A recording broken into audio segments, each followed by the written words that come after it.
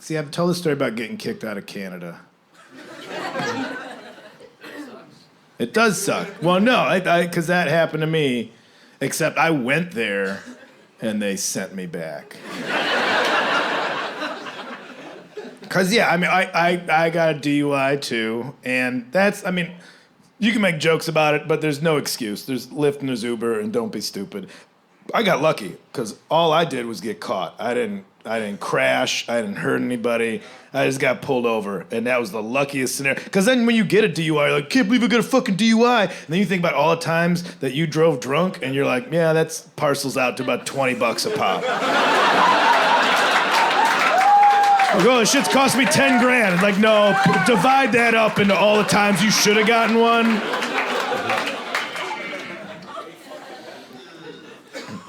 Because I got caught, I got pulled over for doing 5 miles an hour over the speed limit and following a car in front of me too closely, which sounds like bullshit, and it was. I know I got pulled over, and I got pulled over for singing. That's why I got pulled over. Not like how you sing in your car, like how you tap your wheel and you hum a tune. No, 3 in the morning, I'm in a white Ford Ranger with a mismatched camper shell, which is already suspect. And it's this face in the front seat. And I wasn't singing, I was putting on a show. I was trying to win a goddamn Tony Award up there. So I had the windows, I was like, oncoming traffic, where you going? Get home safe, all right. See you on the other side. People in my lane, we can go to my house. I only have 4 beers, but we can share them. And then the police were just like, probably. And I couldn't even fight. They pulled me over, like, you know why we pulled you over? I was like, yes. You know it. But so that and some other stuff shows up on computer monitors when I try to cross international borders. It's weird because I was going for work, and so you already have, because you have to fill out that border card where you have to put occupation, which is already, that's tricky, because if you write comedian, it just sounds sarcastic. Yeah, you're a comedian? Yeah, you betcha. Look at this. Pull my finger, your mom's a slut, whatever, yeah, I'm a comedian. Sometimes I'll put writer, because I did write this stuff down in the notes app on my phone. But I'm never, when I'm put on the spot, I'm never articulate enough to, like, back that up. You know, like, oh, it says here that you're a writer. I'm like, fucking yeah.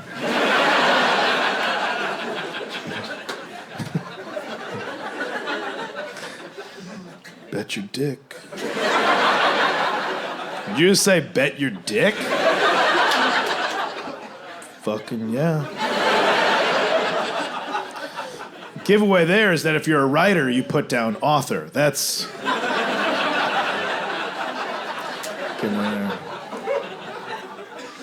Sometimes you put down entertainer, but they expect way too much when you do that shit. Especially going to Canada. They get all them fucking gymnasts and stuff up there. Like, entertainer? We're unicycle, juggling penguins or something. Top hat full of glitter. So I get up to I was going to Calgary. That's where I was going from. Yeah. A timid woo is all it deserves. Woo! Hey, nobody? Oh, yeah.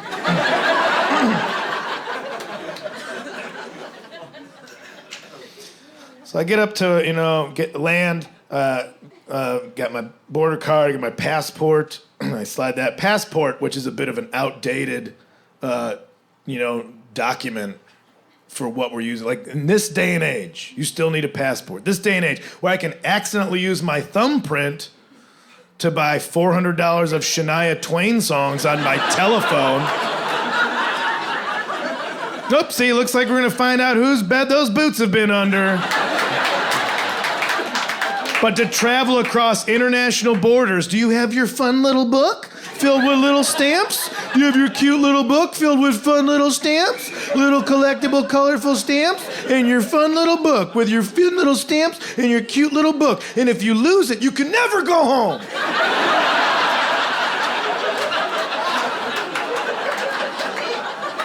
Ooh, what size should we make it? Oh, the most losable size. Without a doubt, the most forgettable, losable size possible. And let's make it kind of slippery.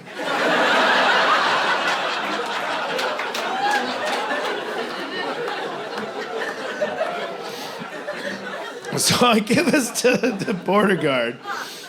And she's looking through it. She's like, what happened on this date and this date? And I explain. I'm like, I got DUI, took care of it, paid all the fines, did all the classes. I'm very remorseful, blah, blah, blah.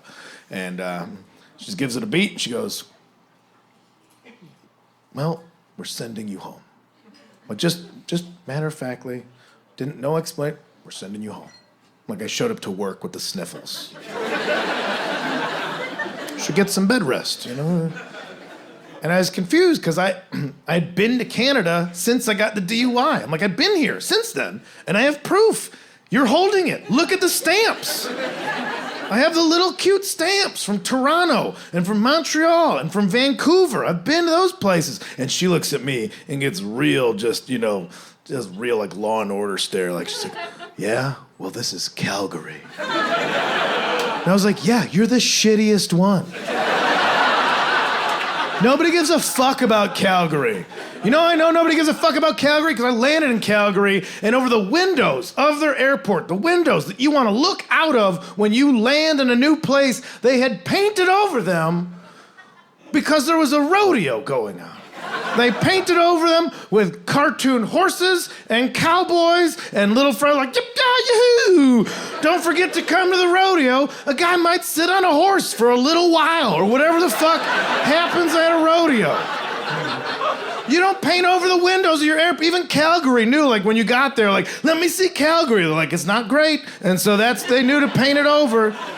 That's not when you can paint over windows of a mattress store on 4th of July. That's when you use window paint. Like, everybody knows what mattresses look like. You don't need to see them. You need to know, like, hey, celebrate your freedom with a good night's rest and get a deal. Or you can paint over the windows of a piano store when it's going out of business, which is always. There's no such thing as a grand opening piano store. It's just one lonely guy going, man, I can't believe nobody wants to buy these living room Cadillacs, 90% off.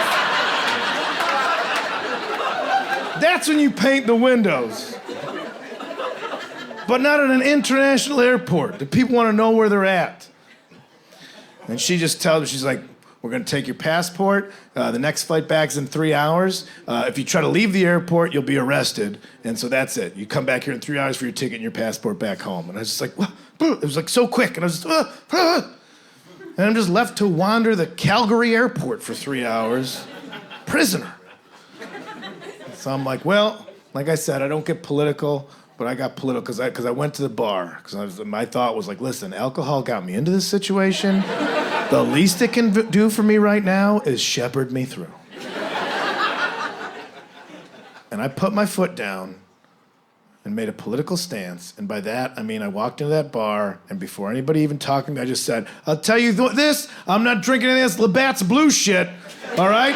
You're not getting any of my money today, Canada. You give me a Budweiser, USA. And then I thought twice about that. I was like, wait a minute. USA's the one who gave me a DUI in the first place. You know what? 2/3 of North America kiss my ass. You got Dos Equis, that's right. Viva la Mexico. Here we go. So I just sat there drinking green beer after green beer. I used up their whole lime. They only get one per season up there. I was like, it's mine.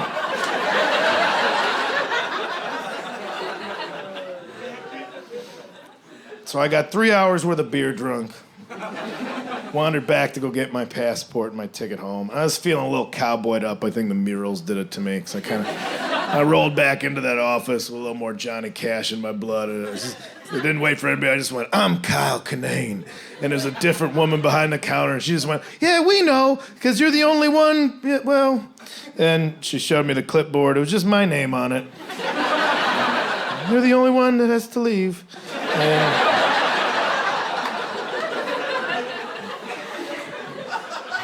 And then she yelled into a door behind the counter, back into the innards of the office. She just goes, he's here! And the side door opens up, and two of the largest Canadian stereotypes. Like, if you imagine a Canadian stereotype, that would come in second place. Like if two syrup-filled moose came through that door in hockey gear apologizing to each other, that would be the silver medal. Just antlers intertwined, just, oh, sorry, oh, no, oh, go ahead, oh, sorry. Oh. These two guys came in, bumped into each other, both trying to go through the door at the same time. And I was like, because I'm thinking like, well, this is a security that's gonna escort me out. And I'm like, well, you probably think I'm some sort of piece of shit that can't even be here, so let's start the stink eye game. And I was ready to give them a bunch of attitude, because they should be giving me attitude for being the crappy American that's being booted out. But again, keeping with Canadian stereotypes, I've never met nicer people in my life, regardless of context. Because I'm all ready to be like, yeah, throw me some tood, bros. And they came out, and Emil was just like, is it Mr. Kinane? Tell me if I'm saying it right. I don't want to...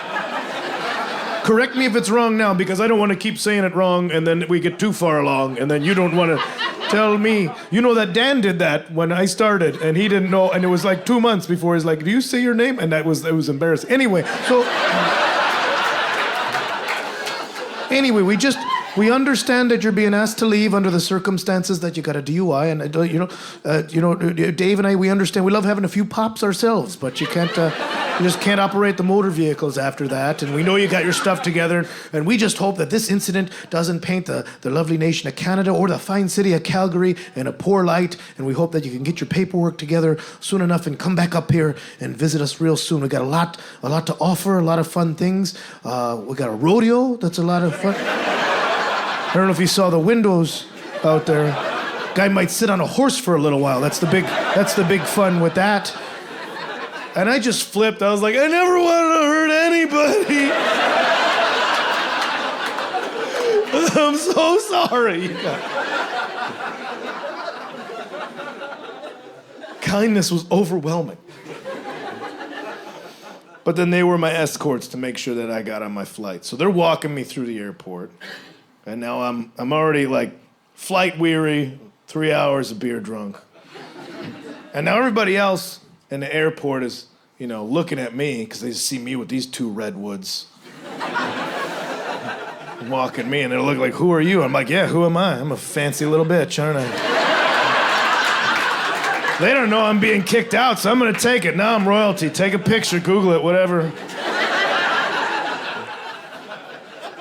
You find self-esteem where you can find it. So I'm trying to joke around with my guys, but they're a little thick upstairs. Because we're walking by, I'm like, guys, what are they even serving in first class? I hope it's not lobster. I'm not in the mood for shellfish. And they're just like, no, Mr. Kinane, it's gonna be a coach fare ticket. You'll be returned to the USA on the same fare that you entered the country. I was like,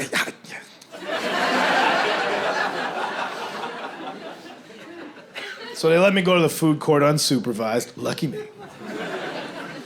And then I go to the Burger King. I always like to eat at Burger King whenever I'm in Canada or the UK, because I think it tastes a little bit better out of respect for the crown.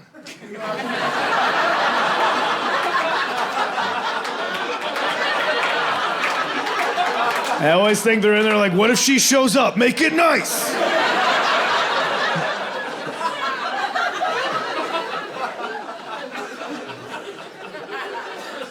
So I walk up to a counter, and it's like, trying to keep it together. But I was like, I would like Whopper. It's enthusiastic, you get excited. It's a Whopper. I would like a Whopper. And the woman looks at me, and she just flatly, she just goes, no.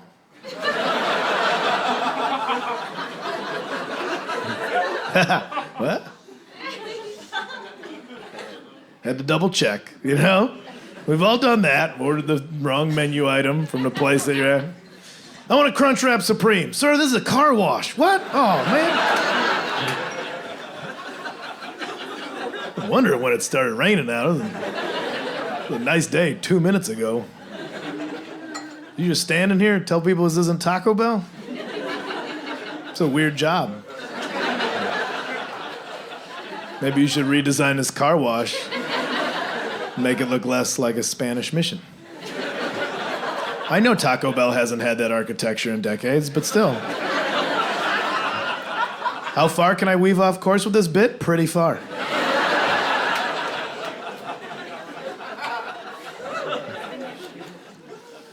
I look, I'm like, nah, I'm at the right place, and this woman's incorrect. So I go back, I'm like, Whopper.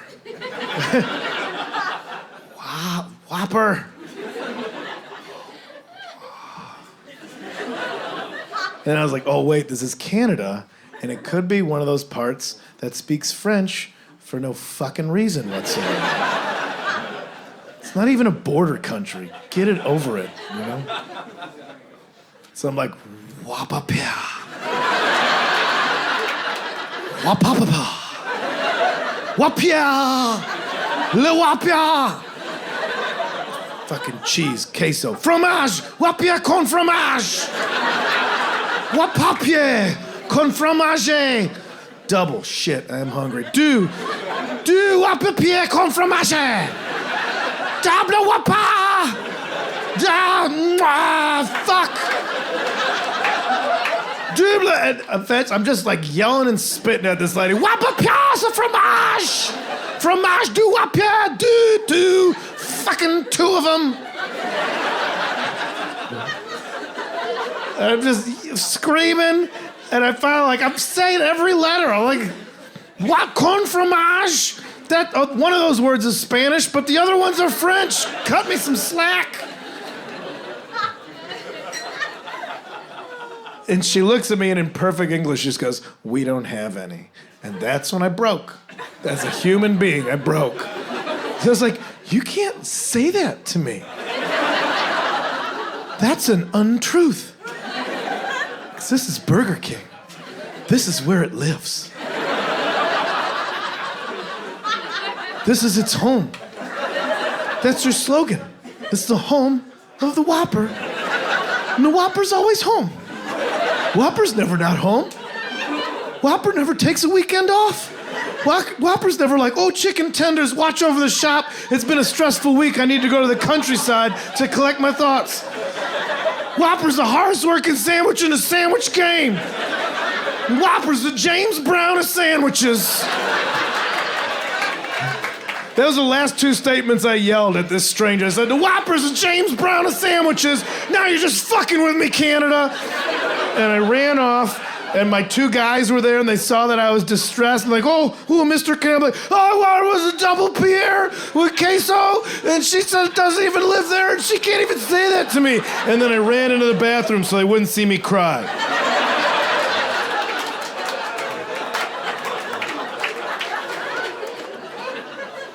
I don't know if you've ever had like one of those like long travel, drunk on top of a hangover cries, like just in a sink, no privacy. Businessmen washing their hands, you're just like, oh, this is who you are. This is who you are. The other men in your family have been in wars.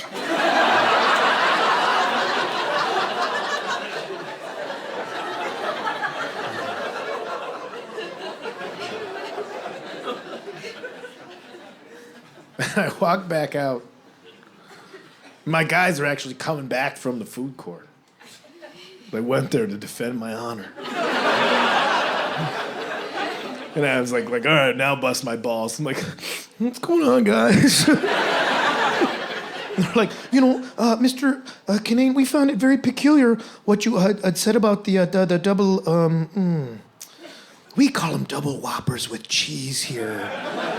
But I don't know if I know you live in Los Angeles and they might fancy it up in the Beverly Hills. But we call them double Whoppers with cheese. And we went over there to find out on account of that is their home and they should be there. And the lady explained to us, she said that because it's an airport location, they only make a certain amount of the sandwiches for the day. And then when they run out of them, that's it, which is unfortunate for a customer like yourself. But they would rather run out of them than make too many of them. And then if they don't sell them, they would have to throw them out. And that's a travesty in Canada. I don't hear it. Because you don't realize how much effort it goes into making just a single Whopper with cheese there. Because you got to think you have the cows that donate the beef, and then you have the dairy, the cheese from the cows. same if before they died, I guess. I don't know. But I believe there's mayonnaise that would fall under the same category as the cheese, and the people that make the cheese, and the lettuce and the tomatoes and the onions. I don't get onions myself, but Dave, you get onions. Yeah, anyway, so that, and then the farmers and the resources and the bun and the little seeds on the bun. And so we'd rather just not waste any of that and disappoint someone such as yourself. That's how Canada works. And I was just like, you guys could keep my passport. I don't have to go home. I'll live here, and you'll be my gay dads.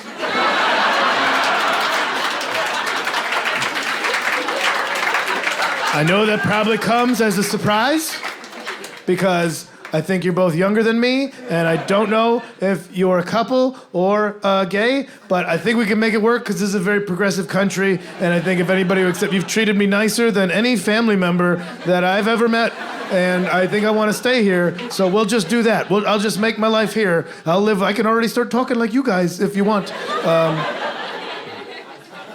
They explained that wouldn't work, and they walked me to the gate.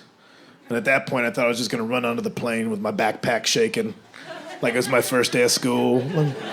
Bye, dads. I love you guys. Running onto the bus. But that's when it got real, because that's when it was like, all right, lockdown.